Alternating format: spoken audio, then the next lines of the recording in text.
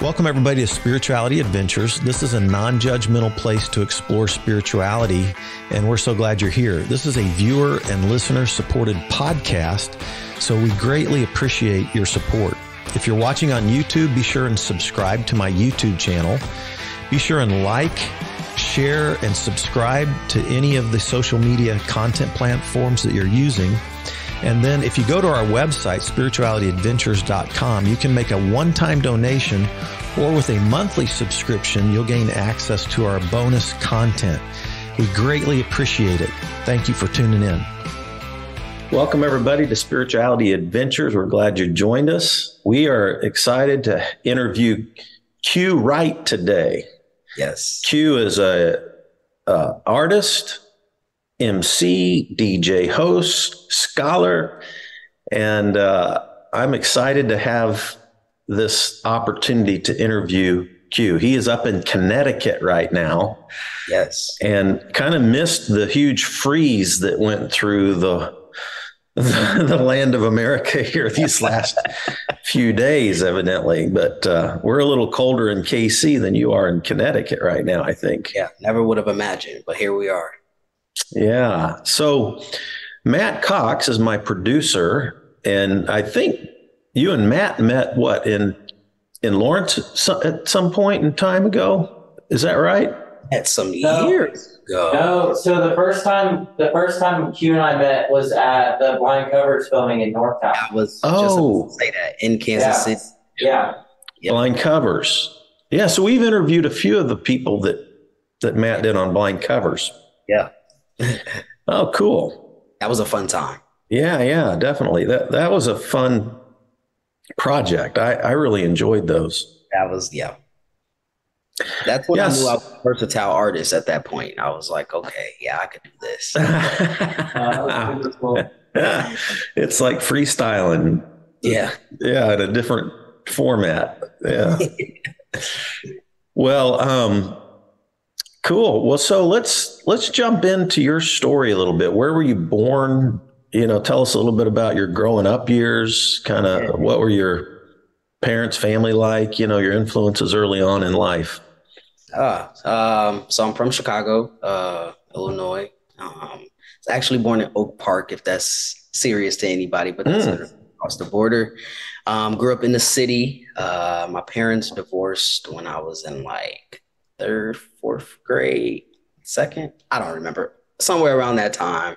But they co-parented really well. They would probably say so when they were younger, totally different. But my perspective was they did a really good job. Still, my dad came around a lot, still took us to school.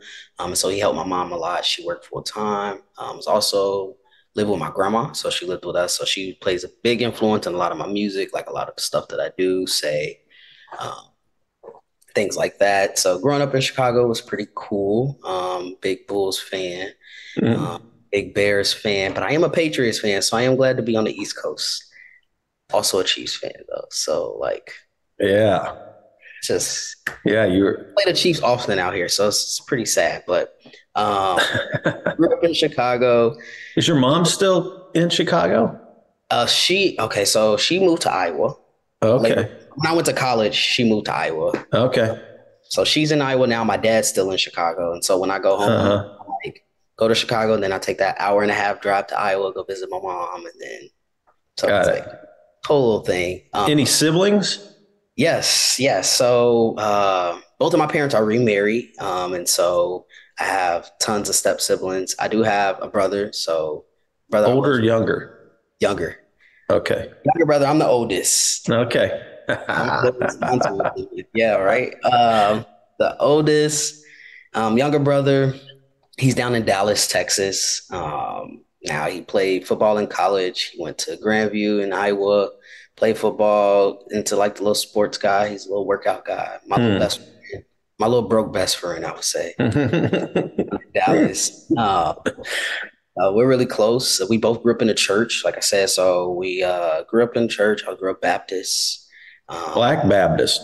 Black Baptist. I was in a choir, Black Baptist church every Sunday, Sunday school. Like, was this? So let me ask you this, because I'm pretty networked with the African American church community in Kansas City. Okay. So some of the black churches are very much kind of more liberal, social gospel, kind of in the political side of things. And then there's a church called Macedonia Baptist Church, which is one of the largest churches in Kansas City. And it's more conservative, no women preachers, the LGBTQ issue wouldn't be they wouldn't be affirming and. Yep. So which kind of Baptist were you growing up? My family's definitely was growing up on the right side, like the conservative side, right? Okay. That Baptist church was no women in pants that I can remember. I think they've made a lot of shifts and changes now. I haven't been back to the church. I'm one of the ones that you said grew up in a church and then haven't really been back. So I'm one of those. So I can't really speak on what they do now. But when I was there was no women in pants. There were only men pastors for sure. You couldn't dare. I probably would have. Now that I look back, I'm like, there were so many queer folks in our church. Oh my gosh. But they wouldn't have said it. Like even one of the choir director, what? Yeah. Not at all. But you didn't talk. Nobody talked about it. Nobody talked about it, but I think it was welcoming in a sense that everybody knew. They just didn't say anything. And showed up and they were there for church and only, and the word, get the things from the pastor. Right. So traditional in the sense that, church ran over an hour all the time. It was like, oh, we're gonna be here someday. This is the day, Yeah.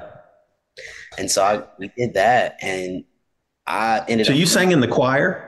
Yeah, I did sing in the choir. So you cut your musical chops in church, kind of thing. Church, yes, I was singing it out. I remember my first little solo. I was so nervous, but yes, I was singing. That's the thing about the church is, as much as it's kind of hurt some people along the way. Yeah. So many people got their musical start in the church.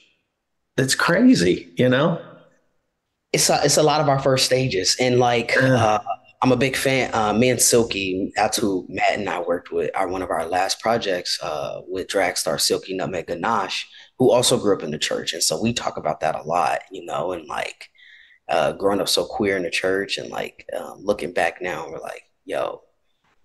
Yeah.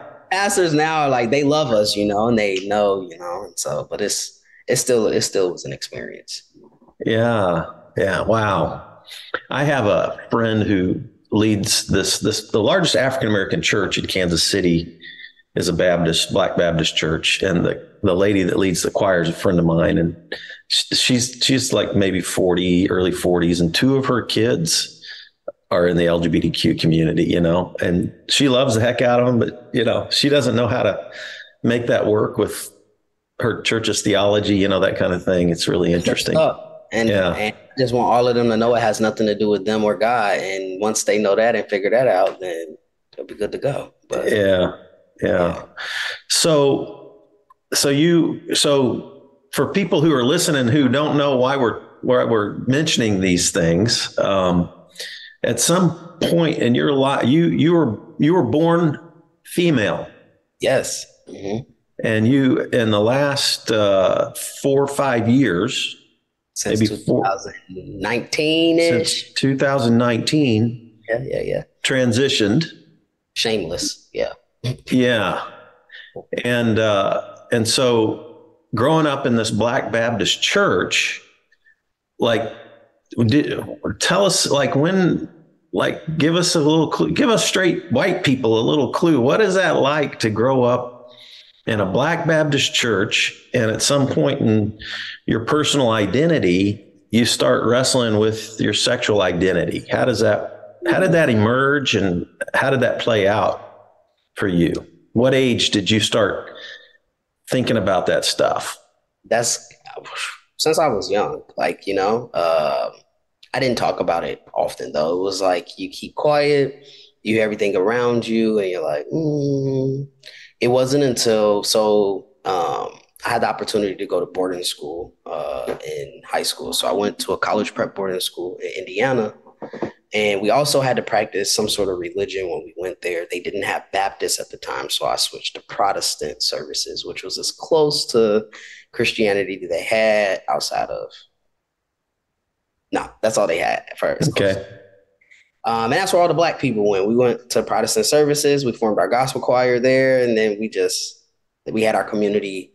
And that was the first experience within religion that I was coming out in this high school, right? And so I get here in this space, this place, and I'm like, there are other people like me here. Oh, okay. Let me kind of come out and figure out what this is about. So I remember reaching out to my mom. She was not so happy in the beginning. I would say more or less confused. I wasn't also very honest. I didn't know how to be honest about it. I'm like, I heard so many people talking so much mess. I'm just trying to maneuver conversation.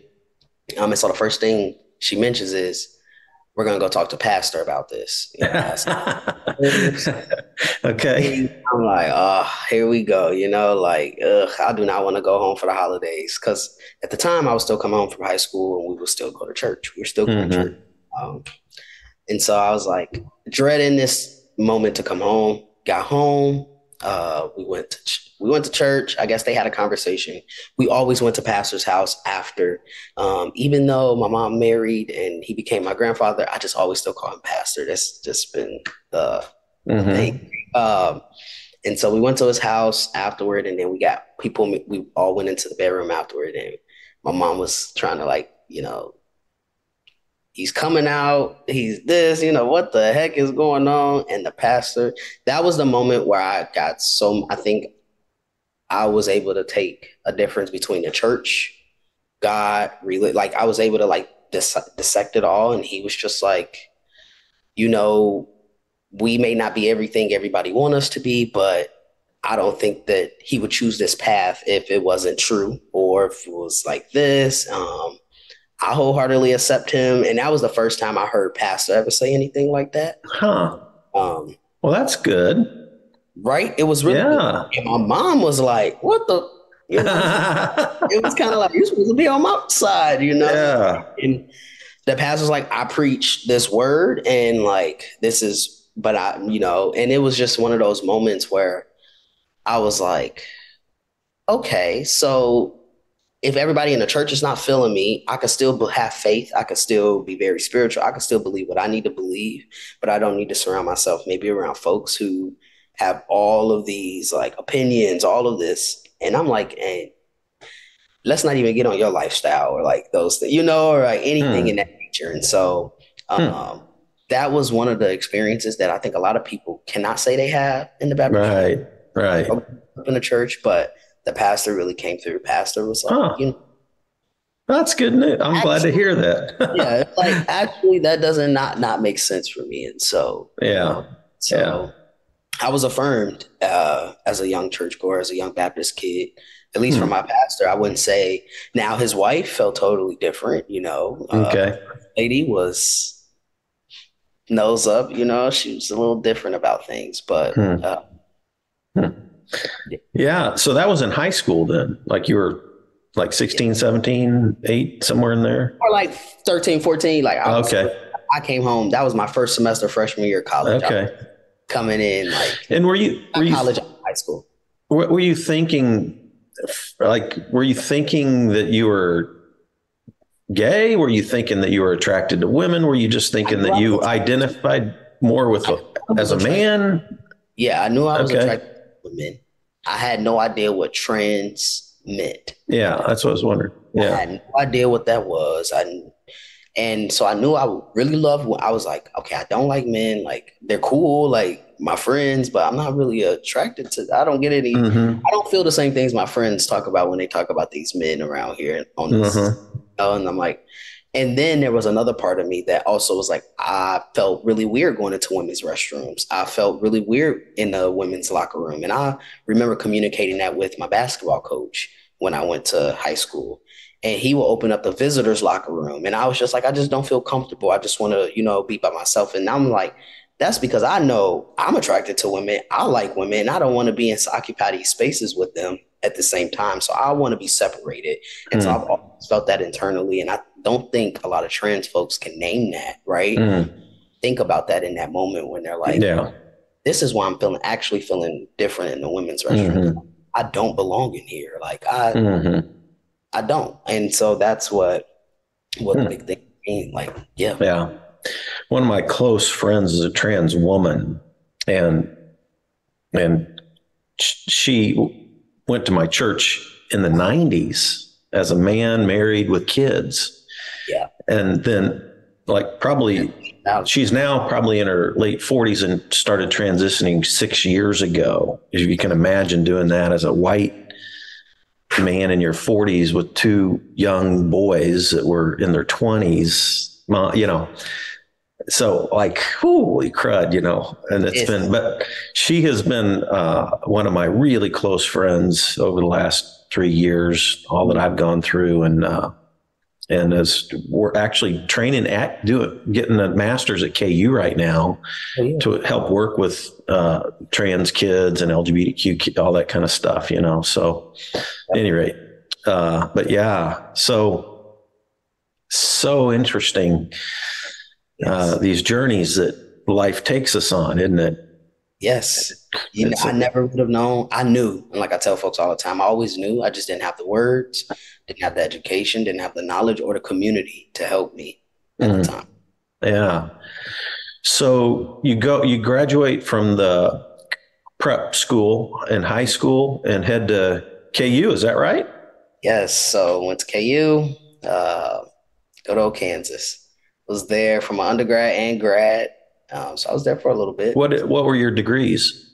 Did journalism, StratCom, African American Studies in my undergrad, and then higher education administration in grad school. So very cool. College forever.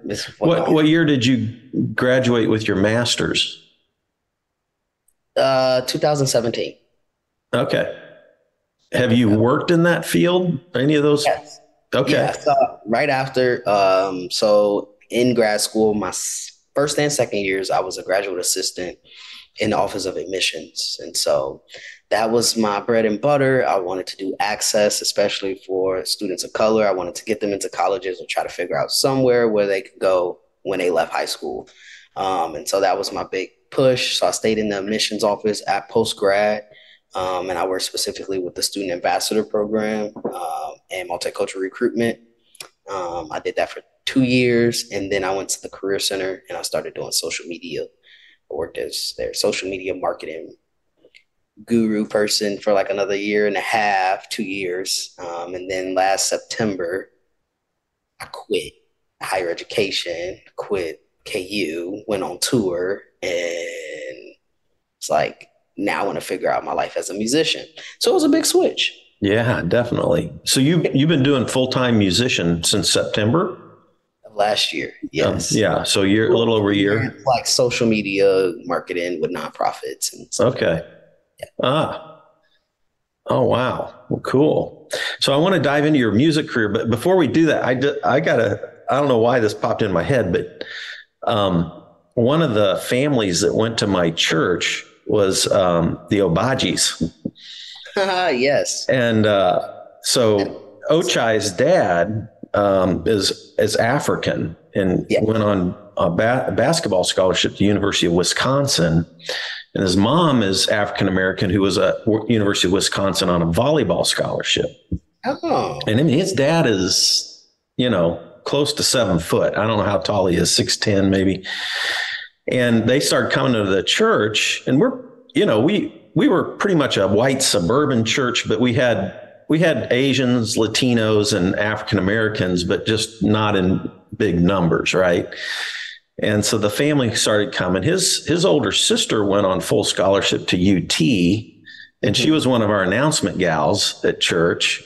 Uh-huh. And my dad and I would go to Ochai's basketball games. He was playing for Oak Park. He was all conference, in high school in Kansas City. And my dad and I would sit with his whole family and his uncles and his aunts and his parents and, all that stuff. And my dad's still alive. He's still 87. We still love basketball together. So, Yeah. but yeah, so since you're a KU basketball fan, that's been the And only. KU football. KU football. Okay. Well, this year you had a little bit to cheer about. So, but yeah, at any rate, yeah. So I just made me think of that's the only KU basketball player that I've actually ever known in person. You know what I mean? Like, Oh, yeah. yeah, I know a few of them.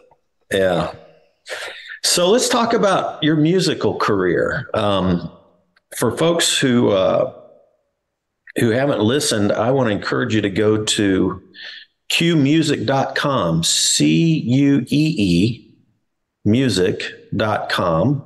Yes. You can check out the website there. And then on all the music platforms, you've got a 2018 album that came out called Shameless, a 2021 album called Gospel, and then recently released a single, On the Move. Yes. In August of this year, 2022. This will probably release in 2023, this interview, but we're talking here at the very end of 2022. So, yeah. So what kind of music were you drawn to young? And then what did you start, how did your musical career start emerging? That's a great question. Musical interests when I was young, it's all over the place. I love gospel music, essentially. So I love gospel music. Who are some of the gospel people you would Black gospel stuff? Yeah. Obviously I'm a big Kirk Franklin fan. Okay. No, Tamala Man. Okay. Have you ever heard of Travis Green or there's some young Black gospel guys? Fred Hammond. I like Fred Hammond. Yeah. I like Fred Hammond. Mm-hmm. Todd Tribbett. Yeah. I'm just curious. And outside of that, house music. I was really big into house music growing up. Okay. Chicago. It's kind of like techno-ish rap. I don't know. Mm-hmm. DJ set type stuff. And then lyrically, like I was listening to like a lot of like Missy Elliott, Ludacris, LL Cool J. So could definitely tell my parents had the radio at the time. And so I was listening to a lot of that type of music. When I started listening to music as a youngin', I was like into like the big boy bands for sure. Growing up, I was into like B2K and like Bow Wow and Romeo and like all of them. Mm-hmm. I grew up listening to them, really into hip hop rap from a young age. I was writing poetry when I was young. When my mom met my stepfather, he was a DJ, house DJ in Chicago. So are you just doing that on your, like writing poetry for school or just on your own or just? Both. Huh. I used to write poetry by myself. My mom probably still has totes, but I still find composition books. Yeah. I look back at my spelling and I'm like, oh my gosh, but I was just going at it, and I'm interesting. Like, my brother still remembers like one of the first little freestyle songs I was rapping when I was in like 3rd grade. I used to rap it around the house all the time. And it was like everywhere I go, I'm the popular one. It was like to some Jay-Z song I did back in the day. And so I was always writing. And I've always used to see myself as an artist, as a musician when I was young. And there was nobody really in my immediate family that really were musicians, but I used to say it all the time. My mom was like, used to be like, yeah, I'm gonna be a rapper in this. So like your mom wasn't singing in the choir or doing any of that? Nothing. Okay. Huh. Nope. Interesting. My stepfather is a DJ. He was a DJ. Okay. So that was kind of where I kind of saw that at, like started getting experiences around that. But and it was just, I always was like, I like words, I like music, and I like to put them together. And so I was a kid that was always in my room with the radio loud, but not really out talking to a lot of people in the house. So that was how I grew up. It was like, oh, I'm gonna be listening to some music, making CDs, playlists, writing out all the lyrics. I used to write out lyrics to songs when the CDs used to come out so that I knew the lyrics. Like that. I used to get really into it. I remember I used to try to like sound engineer with my karaoke machine and cassette tapes from Walgreens and like try to like record from I was doing a lot of like I talk about. And so I was always fascinated with some kind of music thing. I was like, I don't know what I want to do, but I want to be a musician. I want to be a part of it. I want to be in it. Always liked how music tells stories, and how you can open up. You can talk about anything. It can be the truth. It can be a lie. It can be anything. You can express in music. And so I really appreciated that a lot. And so grew up just doing that, and then made it a full-time gig later on in life. Yeah. Yeah. When did you do your first like performance outside of church? Like when you were, Good question. High school. I did a talent show. It was not performing in front of the church people.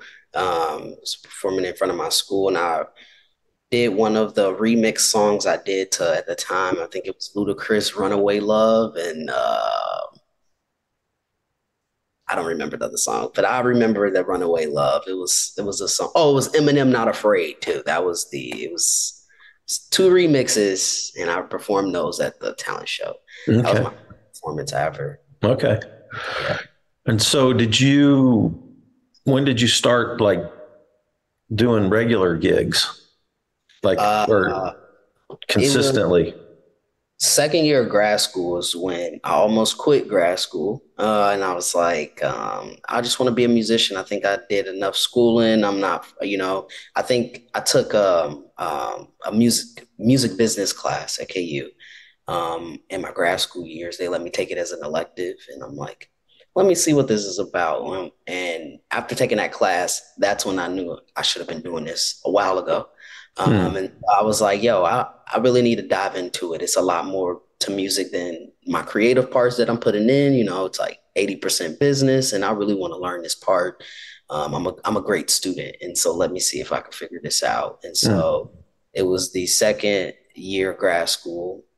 All of my professors were like, Q, please just finish. Like, you are almost there. Like, couple more classes. And I'm like, under these conditions, because I sold myself short this long. And so it was like, we all came together. And there was a guy in my grad school program. He was a part of KU Dance Marathon. They host the biggest KU thing on campus. They were looking for entertainers at the time. And my fee was pretty low at that moment, and so they were like, hey, would you like to perform? And so that was my first performance that I had in years. I would say that would signify my actual first performance that started my career. And then were you doing your own stuff at that point? Yep. Or remixing stuff? Nope. You're doing okay. Yep. I had that was in 2017. And so I had just released Shameless. Not in 2000, it was in 2018. So I had just released Shameless. I was working on Shameless, and I was getting ready to release it in that summer. That was the spring of, so I still had everything. And so I performed that stuff, that material there, and a few remixes too at the time, but it was mainly the Shameless stuff like Blessed and a couple of those Shook, those on the stage at the time. Shook, you were singing about you're attracted to those curls. Girls, yes. Yes. It's so funny. My partner now is a whole symbol of Shook. And so people are like, you manifested her. And I'm like, we never know. But she definitely got tight curls and natural hair. And I love it. So very good. Well, I could kind of relate to that. Oh, yeah. Oh. Yeah. Yeah. I have a gal that I have been connected with in Ethiopia for quite a long while now. And that's why you've been going to Ethiopia, huh? Yeah. Well, and I started going there for church, work and all that kind of stuff. But anyway, yeah.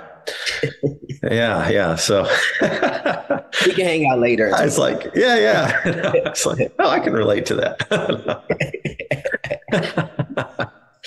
Yeah, who would have thought, right? They're a little different. You do these music things, and who knows who connects. That's the one thing I love about the music business so far is I've connected. My path has taken me places that I've never thought I would go and be, and so I've been enjoying it a lot. Mm-hmm. So Shameless. So you were already, I mean, that whole album is obviously taking you in this direction of coming out. Yeah. Right. Yeah. That 2018 album. When you were performing your 2018 album, how were you dressing live? Ooh. I was just like, because I'm just curious, like, because I'm trying to picture what you're singing about, really transitioning. And so were you? I was always masculine. I think. Okay. Mask presenting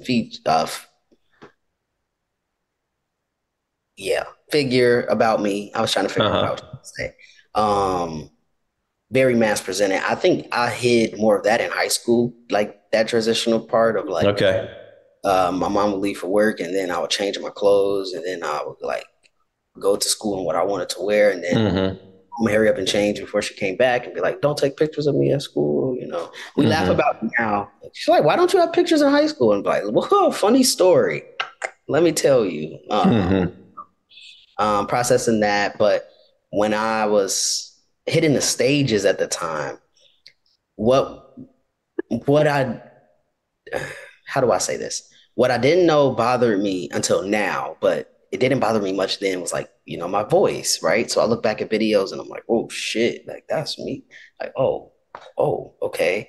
Or even just body, right? I had top surgery this past year and like after having top surgery in June, I was like, these past 6 months have been the best 6 months of my life. I was on FaceTime with my mom the other day and she was like, I haven't seen you wear that shirt in a long time. And I was like, let me tell you, this shirt didn't fit right before today. Okay. So it wasn't that I hated the shirt. It was just, I hated how the shirt fit. So that is what I look back on. So a lot of videos or like even music videos or anything in that sense. And I'm like, I wasn't really like in it as much as I want to be in it as I am now. And like, I haven't even gotten that chance to really dive into it yet.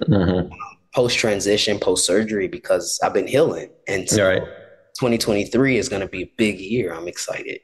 Your pictures look amazing. Thank you. I love my surgery so much. Once a month. I'm like, yo, Carol, you did an amazing job. Well, some of whoever did your photographs that you've put out there look really sharp.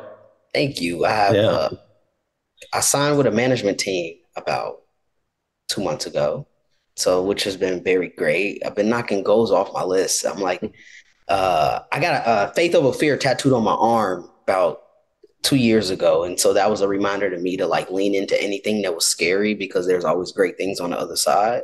And that was what I felt like quitting my job in higher ed and then management team. And so you talk about the cool photos and I'm like, yeah, they kind of were like, we're going to get you some great photos now. So I've been working with a cool photographer out of Kansas City.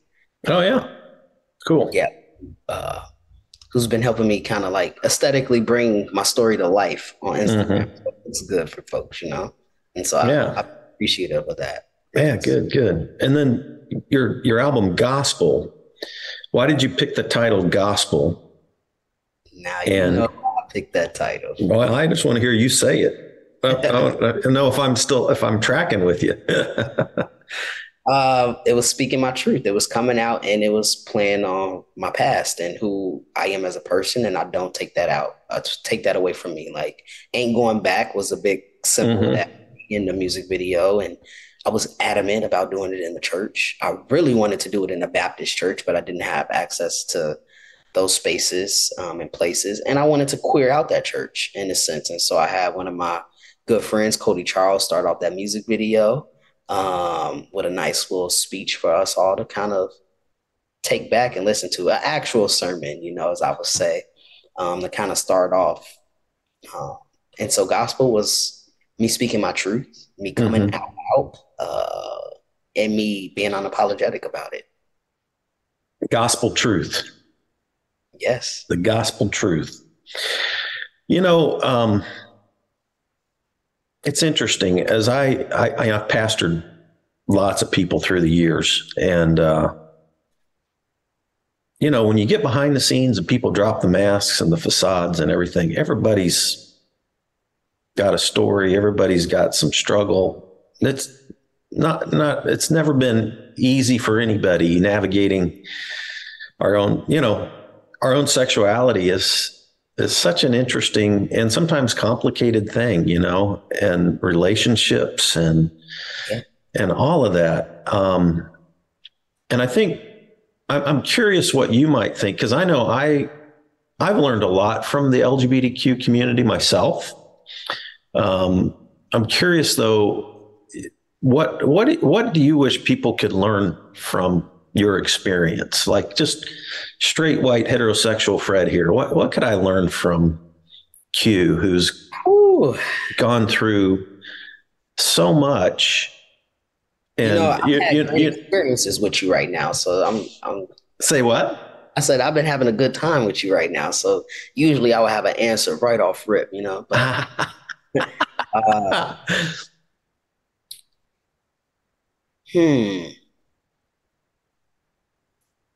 listen.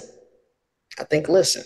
I think I think a lot of folks come in with their opinions, or like you said, come in with facades. We already have so many layers up that we realize that we don't have layers, or you don't have layers, right? And they may not look like the person who's trying to figure out their sexuality and their identity and all of that, but it doesn't make it any difference. And so I think just listening to folks and hearing them out, and like you said, once you learn who someone is outside of an identity, outside of who they want to sleep with, which that should be not be anybody's business outside the person they sleeping with. People, none of my business, and so I think that's the takeaway. And one of the things I'm learning as a person in the community who is still learning about folks in the community, right? And identities in the community, and it's a learning experience for everybody. It's like, I think some folks think on the outside, since they don't hold these identities, that they don't have everything, they don't know everything, and that is very true. But everybody who hold our identities also don't have everything, and we also don't know everything, and we're all just trying to learn together. And if we learn in love instead of anything else, something else, I think we'll all have experiences. Yeah, we're all humans, trying to figure it out. It's so, like, for me, like, how do you, like, this just, I'm pose this question, and I'll lean into it a little bit, but how do you be true to yourself? And like, for me, I felt called to be a pastor when I was like 16 or 17, and I followed that, did it, felt like I was always living out what, like this idea of what God had called me to be. And then when I went to rehab, and all of that went down, I lost my community that I built. I lost my career. I lost, my marriage. I lost, lost, like a lot of the pillars that I had spent 40 years, 4 decades in this identity, Pastor Fred, identity. And then it all is just gone. And then I'm like, who the F am I? And I really questioned and doubted and had lots of disbelief about everything I'd ever believed. And, I'm well studied. I've got a bachelor's in religion, a master's of divinity. I've got a doctor of ministry. I was working on a PhD in the Hebrew Bible. I mean, I've been a Bible teacher my whole life. And then all of a sudden I'm going, I don't even, I question everything, rethought everything. I got into meditation group. I got into, started trying to learn things that, that would help me heal. Got into therapy. I got into recovery. I got into meditation, just things that help me heal. And then almost like reprocess this, who is this creature, Fred, that I don't even know I know. I don't even know if I know myself anymore, and I'm 60, dude. I'm 61, And so like, it's been such a crazy journey for me to have to dig deep and like, okay, well, where am, what's where am I? yeah, What do I need? yeah, yeah. Sitting with yourself is I say all the time is one person I really didn't like sitting with for a long time. And that is when you don't like that, you know, if you can't sit with yourself and like think through stuff, that's deep, you know? And so, Yeah. Did you ever go through a time when you were trying to fight your own identity in this area? You didn't ever feel like you were hating yourself at any point? internally, uh, a part of me, I'm so rebellious in the fact, like, I've always kind of just been so like, well, fine, you know, like, I've always been like, well, then bye, you know, like F you. See you later. Yeah, so it's really hard when folks do that. And my mom was like, that's also how I knew not to keep testing you because you didn't budge, you didn't move, you know. That was also very hard. So there was times where I was just like, I used to say to my mom all the time, do you think I would choose this path to fight with you or to fight with anybody in this world? Like, that's stupid. Why would I want to fight? Like, but I also don't want to not be myself. So we got to find a middle ground. And I think the middle ground is not fighting over what I want to be. I'm not arguing with you over who you want to be. You know? It was always that kind of feeling, but nothing deep. But then, you know, like when you're performing, like Calvin Arsenia talks about this, like there's a part of you, you're presenting yourself, you're putting yourself out there in a performance, right? You're kind of hoping people like it. Yeah, but you know, but there's that sense of, will they accept me? Will they reject me? You know what I'm saying? And so it's not just for this time of transition, but even for you musically. And I was going to say, I think not even on stage, but as a trans artist in the hip hop world is something I've been like kind of stomaching and like, I don't know if I'm actually going to make it in the hip hop world because of society. But what does making it look like for some folks? I don't know. You know, I've changed that definition for myself so many times, especially last year, of what that actually looks like. But I do get nervous. I'm like, do these people want me on the podcast or radio series or this? Because now I'm going to get like victimized, you know, or is it going to be a bad experience or am I only getting invited on the show? Or that's a big thing too. When I went on tour was like spaces, you know, and it's always that big thing with the bathrooms and trans folks in bathrooms. And so now I'm like, you know, like so out, so open. People know I'm trans. They see me in the back. How would they feel? You know? And so I think about that stuff. It's like, it's not like I'm stealth, what they call some trans folks who you don't know. I tell people all the time, you shared a bathroom with a trans person and you don't even know it. Don't argue me up and down. Like I bet you your whole entire life paycheck in this lifetime you shared bathrooms with trans folks and not even have known it. And so like that was like, you know, my argument now. And I'm just like, that's one of the biggest fears. So small, but music venues, you know, I'm like out in this world existing as a Black trans man is scary. Yeah. And in the Black hip hop community, there's not like, it's you're still kind of on a pioneering edge there, right? Triple edge now. I'm like, oh man, it's not only a Black man musician that people point fingers at. Now I got a target where half the Black community point fingers at too. And so it's just like, it's an experience to navigate. And I've also found a whole bunch of community ever since coming out and being authentic and being myself. I'm in connecting with folks who may not share many identities that look like myself, like you, right? But they connect off my music and stuff that's inside of theirs. Yeah. Beauty of it. Yeah. I had a lady recently, I released a podcast a few weeks ago with a guy who was a conservative fundamental Baptist white guy. tried to pray the gay way since he was a little kid, since he could remember his sexual, having sexual feelings, and kept thinking, oh, I'll go to college and it'll go away, or I'll get married and I'll have kids, it'll go away. He became a conservative fundamental Baptist pastor, and he just tried to pray it away his whole life, and it just never worked. He even went to this thing called Exodus International, which is kind of like a Christian conversion therapy thing. And there's a documentary out called Pray Away that captured what the world that he was in, and it just never ever worked, right? And so he finally came out. He's married now with his husband, but he wrote a book called Godly But Happy Now. Yeah, Godly But Gay. And it was so fascinating. So a lady in my church back in 2014 had a daughter that wanted to transition.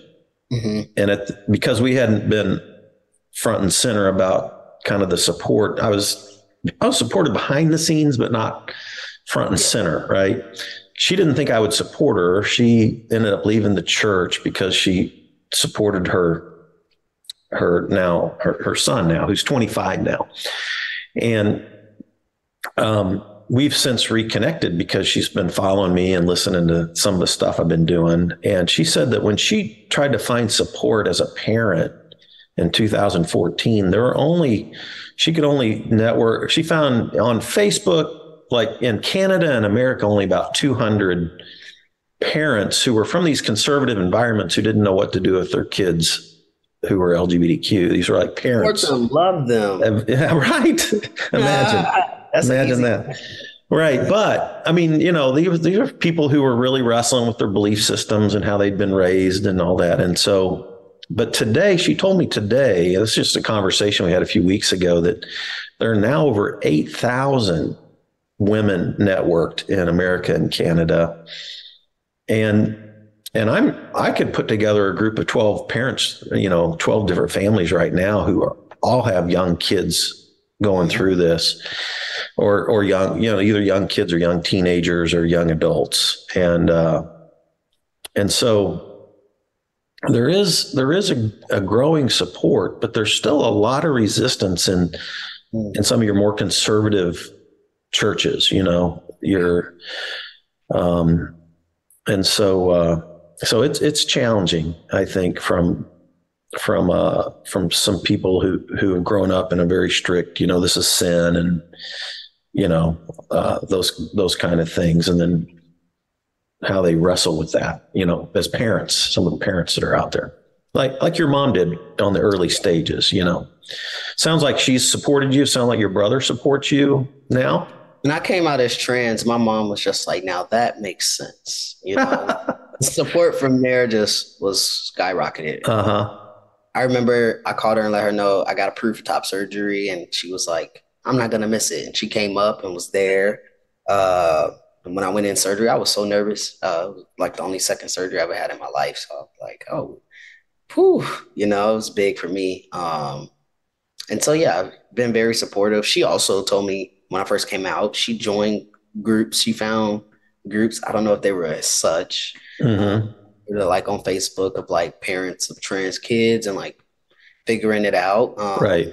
But I have learned as an advocate now and somebody who goes and like do a lot of talks, especially with folks and working with nonprofits, that not only are we transitioning, our folks are, our parents are transitioning as well, right? Our families are with us. And so it's a learning curve for everyone. And I will speak for myself, wasn't as empathetic to my parents' transitioning process, because I wanted them to get it right away. So upset because I felt like I went through so much, but it's all a process for everybody. And so I think if everybody meets people where they are and kind of just work engaged from there, we can make it. Well, I like what you said. Listen. When I asked you that question, listen. And I do think there's an art to listening and hearing people deeply and finding the true dignity and beauty in every person.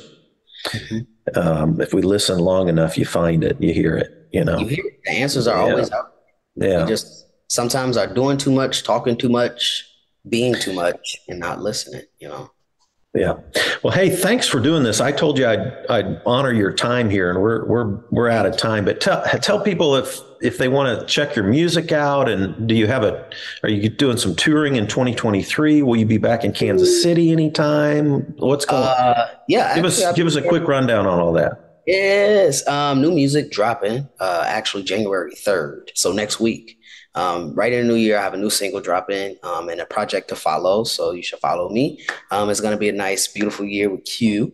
I will be in Kansas City in February for a little bit, getting some work done. And so I would love to say hello to folks. May have a pop-up show somewhere, so I'll let y'all know if that comes about. I will be doing a lot of traveling next year, and I'll keep y'all in touch with what's happening. Follow me on social platforms at Cuee Music, Cuee Music. That's everywhere. Anywhere you want to find me, just don't fight me. Anywhere you want to find me, just Cuee Music. Yes. On Twitter, Instagram, Facebook. All of that is cueemusic.com. Mm-hmm. All right. And let's stay connected and follow me on this journey. Yeah. When you're back in Kansas City, shoot us. Yeah, that'd be cool. I'd love to see you. Yeah. Well, thank you for joining us. Thanks, everybody, for tuning in to Spirituality Adventures. We're so glad you did. We'll see you next time. Thank you for having me. This concludes today's episode. Thanks for tuning in and listening. Remember, if you're watching on YouTube, subscribe to my YouTube channel. Remember to like, share, or subscribe to the social media platform that you're using. And then go to our website, spiritualityadventures.com, and make a one-time donation, or you can subscribe monthly and receive our special bonus content. Thanks so much.